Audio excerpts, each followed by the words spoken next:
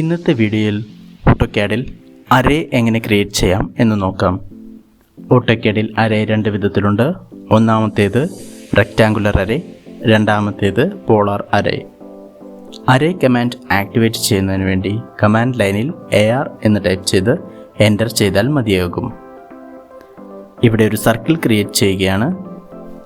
അതിനുശേഷം array command activate ചെയ്യുന്നതിന് വേണ്ടി റിബൺ പാനലിൽ സിമ്പലിൽ ക്ലിക്ക് ചെയ്യുന്നു.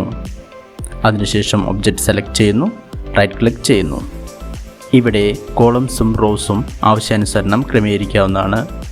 ഇവിടെ 5 എന്നാണ് ടൈപ്പ് ചെയ്യുന്നത്. ഇപ്പോൾ 5 റോസും 5 കോളംസും ഉള്ള അറേ കാണാവുന്നതാണ്. ഇതുപോലെ ഒബ്ജക്ട്സ് തമ്മിലുള്ള ഡിസ്റ്റൻസ് ക്രമീകരിക്കാവുന്നതാണ്. ഇവിടെ റോകൾ തമ്മിലുള്ള ഡിസ്റ്റൻസ് 0.8 എന്ന് ടൈപ്പ് ചെയ്യുന്നു. കോളംസ് തമ്മിലുള്ള ഡിസ്റ്റൻസ് 0.8 എന്ന് ടൈപ്പ് ചെയ്യുന്നു.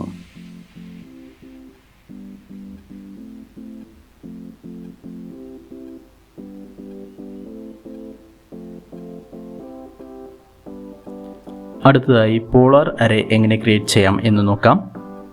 ഇതിനുവേണ്ടി ഒരു സർക്കിൾ ക്രിയേറ്റ് ചെയ്യുകയാണ്. മറ്റൊരു ചെറിയ സർക്കിൾ കൂടി ക്രിയേറ്റ് ചെയ്യുന്നു. ഈ ചെറിയ സർക്കിളിൻ്റെ ഒരു പോളാർ അറേയാണ് ക്രിയേറ്റ് ചെയ്യുന്നത്. ഇതിനുവേണ്ടി കമാൻഡ് ലൈനിൽ AR എന്ന് ടൈപ്പ് ചെയ്ത് എൻ്റർ ചെയ്യുന്നു. അതിനുശേഷം ചെറിയ സർക്കിൾ സെലക്ട് ചെയ്യുന്നു. പോളാർ എന്ന ഓപ്ഷൻ കമാൻഡ് ലൈനിൽ നിന്ന് സെലക്ട് ചെയ്യുക.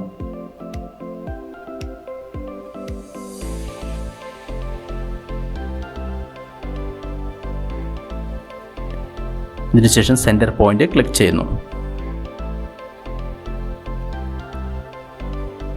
ഇവിടെ നമ്പർ ഓഫ് ഐറ്റംസ് 7 എന്ന് ടൈപ്പ് ചെയ്ത് നോക്കാം. ഒന്നുകൂടി ചേഞ്ച് ചെയ്യുകയാണ്. 8 എന്ന് ടൈപ്പ് ചെയ്യുന്നു. അപ്പോൾ 8 ചെറിയ സർക്കിളുകൾ കാണാവുന്നതാണ്. അതിനുശേഷം എൻ്റർ ചെയ്യുന്നു. ഇപ്പോൾ ഒരു പോളാർ അറേ ക്രിയേറ്റ് ചെയ്തതായി കാണാവുന്നതാണ്. അടുത്തതായി ഒരു റെക്റ്റാങ്കിൾ ക്രിയേറ്റ് ചെയ്യുന്നു. ഈ റെക്റ്റാങ്കിളിൻ്റെ ഒരു അറേ ക്രിയേറ്റ് ചെയ്യുകയാണ്.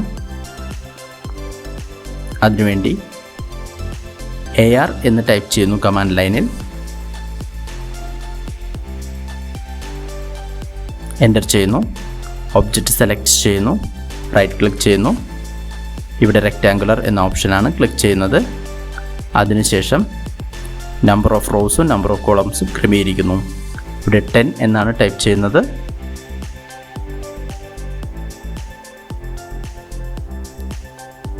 റോസ് 10 എന്ന് ടൈപ്പ് ചെയ്യുന്നു.